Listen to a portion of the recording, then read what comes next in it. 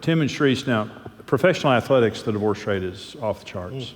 We have a friend who is a professional basketball player, and he said that I think the divorce rate in the NBA is something like 80 or 90%.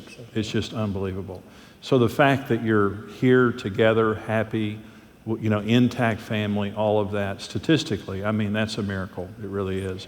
What did you guys go through? I mean, it may not have been football, but just, kind of the challenges that you've been through and how the Lord helped you. And you touched on it. I was going to say just the transition out of football, because the divorce rate after the transition is 85% Really? In the NFL. And I would say we've had so many couples that were, at the Raiders with us that are now divorced, and they were very close personal friends. Some used to come to couples Bible study at our house with us, and that we spent time with and traveled with, and it's very heartbreaking. So I think my biggest fear was, okay, are we really going to make it? We're going on 18 years in marriage.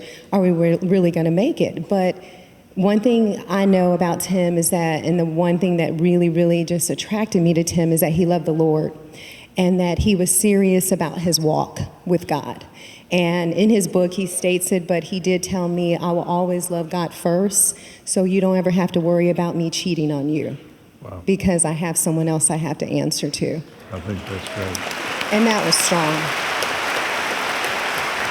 So that has been the one thing that has kept us, we stay in our word, pretty much daily, praying and fasting, and we know that God has to be the center, and that is the only way.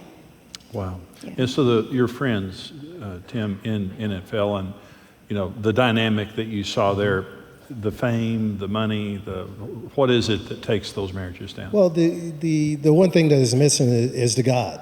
Yeah.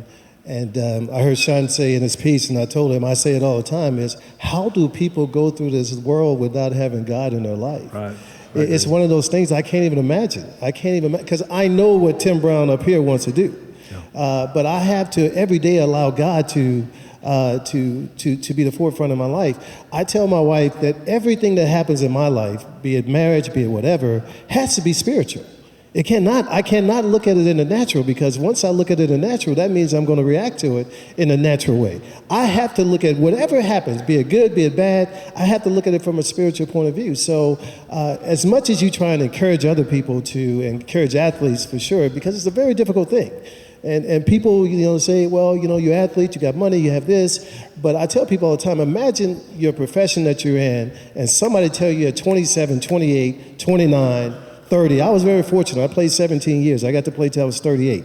But you cannot do that again. You have to start over, and you have to restart your life. Yeah. Well, a lot of people would fail because you're not prepared to do something totally different. So, but the main cog for me is having God in my life in everything I do. It has to start and end with God, because I know with that, then I'm gonna when I lay down at night, I don't have to worry about her standing over my head. Because I know that I had tried to do what God wanted me to do that day. I love that.